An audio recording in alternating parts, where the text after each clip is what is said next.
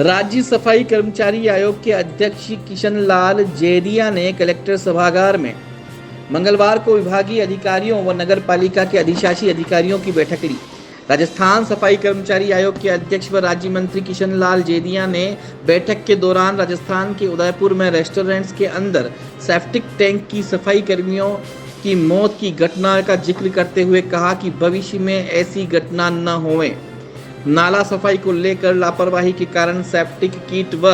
उपकरण के बिना कर्मचारी नाला सफाई करा देते हैं, जो खतरनाक साबित होता है। कहीं पर भी ऐसी घटनाएं नहीं होनी चाहिए। सफाई कर्मचारी के मूल पद लगाए जाए, न कि दूसरे विभागों में लगाए जाए।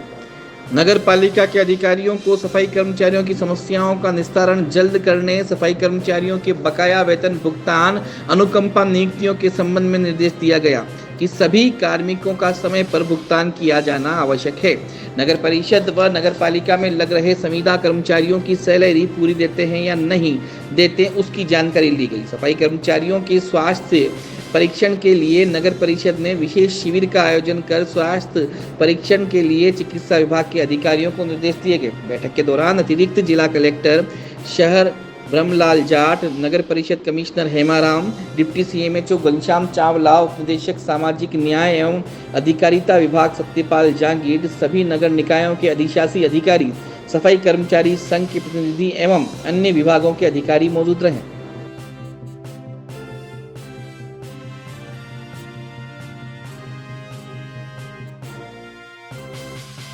प्रथम तो मैं हमारे लोकप्रिय मुख्यमंत्री श्री माननीय अशोक गहलोत साहब का आभार प्रकट करना चाहूँगा कि उन्होंने मुझे राज्य सफाई कर्मचारी आयोग के चेयरमैन पद से नवाजा और राज्य मंत्री का दर्जा दिया। उसके तहत जो मेरा कार्यक्रम है, राजस्थान के अंदर सभी जिलों में जाकर के सफाई कर्मचारियों के अभाव अभियोग सुनने का और जो हमारे माननीय मुख्यमंत्री जी द्वारा जनहितकारी योजनाएँ चलाई जा रही है उनकी जानकारी देने का, और अभी वर्तमान के अंदर तो ये हमारा नवीन भर्ती प्रक्रिया जो चल रही है, इसका जायजा के लिए मैं यहाँ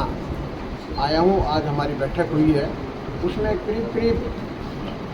हर पॉइंट के ऊपर मैंने बात की। अनुकंपात्मक नियुक्ति है, वेतन भुगतान का मामला है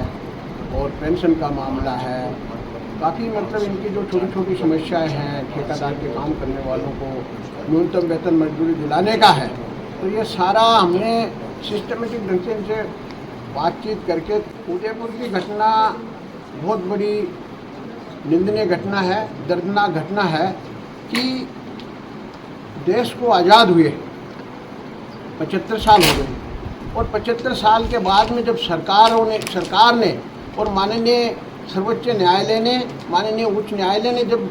इस तरीके के आदेश जारी कर दिए, इसको कानूनी अपराध बता दिया कि कोई भी मानव को सेफ्टी टैंक के अंदर उतार करके गंदगी का काम नहीं करवाएगा, तो इस तरीके की स्थिति के अंदर कुछ प्राइवेट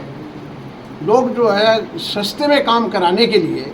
और वो लोग उनको उतारते हैं। जो अभी जो घटना सामने आई है, जैसे मेरे संज्ञान में आया है कि कोई होटल मालिक ने उनको जो है और उसमें से अपने पर्सनल होटल में बने सेफ्टी टैंक के अंदर और थोड़ा लालच दे करके उतार दिया गया, और उसके बाद के अंदर जो वो गैस से वहाँ एक्सपायर हो गए। इस तरीके की घटनाएं जो है अक्सर बराबर उदयपुर में दूसरी तीसरी बार हुई है, तो इसको मैं प्रशासन से भी कहना चाहता हूँ कि इस पर ध्यान देना चाहिए। ध्यान नहीं दिया गया है। मैं समझता हूँ कि जिसने भी जो इस तरीके का अपराध किया है, आयोग, राज्य सफाई कर्मचारी आयोग उस पर कानूनी कार्रवाई आवश्यक रूप से करेगा, ये निश्चित। मामला उठा था तो उसमें प्रक्रिया थी लॉटरी से,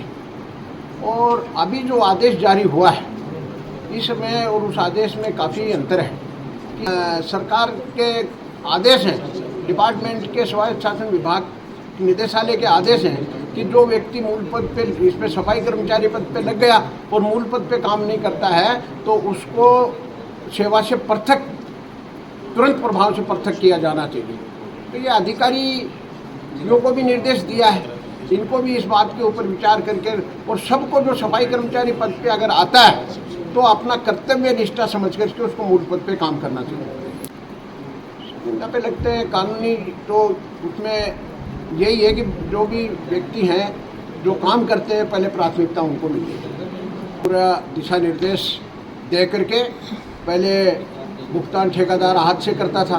फिर उसके बाद के अंदर कमेटी बनाई गई सरकार के द्वारा, कमेटी से किया जाता है। लेकिन फिर भी कुछ मनमानी ऐसी है, मुझे तो कहीं इस तरीके से कोई किसी ने शिकायत की नहीं है, लेकिन फिर भी ऐसे सुनने में कोई बात अगर आती है तो मैं तो ये कहता हूँ कि जो जिसका राइट बनता है उस तरीके से उससे काम लिया जाना चाहिए, उसका जो पीएफ है उस तरीके से उसका वहाँ खाते में भेजना चाहिए। ये उसकी ठेकेदार की रिस्पॉन्सिबिलिटी के साथ साथ अधिशासी अधिकारी हो, चाहे कमिश्नर हो, नगर परिषद और नगर पालिकाओं की।